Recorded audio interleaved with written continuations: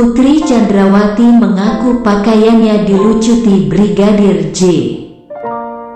Refli Harun, geli-geli sedap.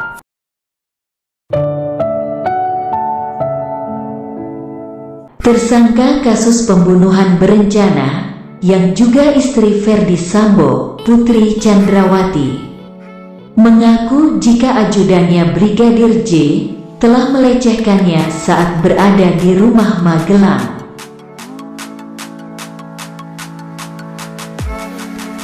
Ia menyebut Brigadir J berupaya melucuti pakaiannya.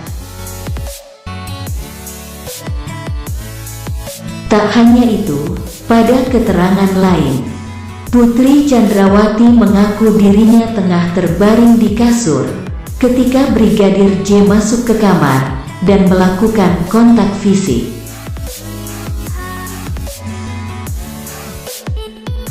Menanggapi hal itu, pakar hukum tata negara, Refli Harun, menilai bisa jadi Putri sedang merancang skenario baru untuk menyelamatkan dirinya dan suaminya dalam kasus pembunuhan ini.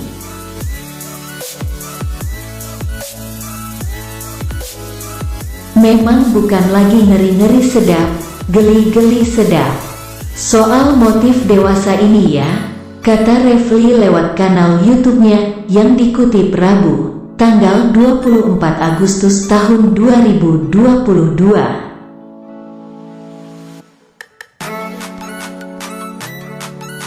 Tidak hanya itu, Refli Harun juga mengatakan pernyataan yang berubah-ubah dari Putri juga bisa terjadi lantaran yang bersangkutan malu mengakui motif yang sesungguhnya.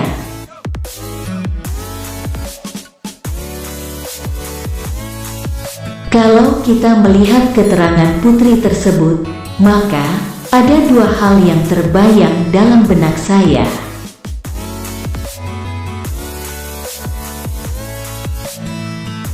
Satu, dia ingin membuat skenario yang barangkali bisa meringankan hukuman dia dan suaminya, terutama suaminya karena dia bilang masih cinta sekaligus barangkali menebus rasa bersalah, katanya.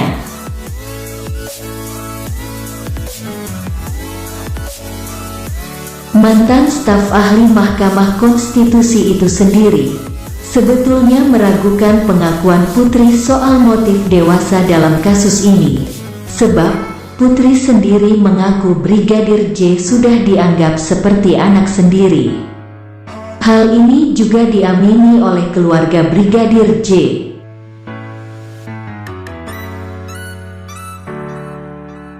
Tapi jangan lupa, ini kan cerita tentang orang dewasa, orang yang barangkali ada masalah dalam hubungan rumah tangga, kemudian masuk orang lain. Dan orang lain barangkali menghibur atau katakanlah obat lara. Kira-kira begitulah, ujar Refli.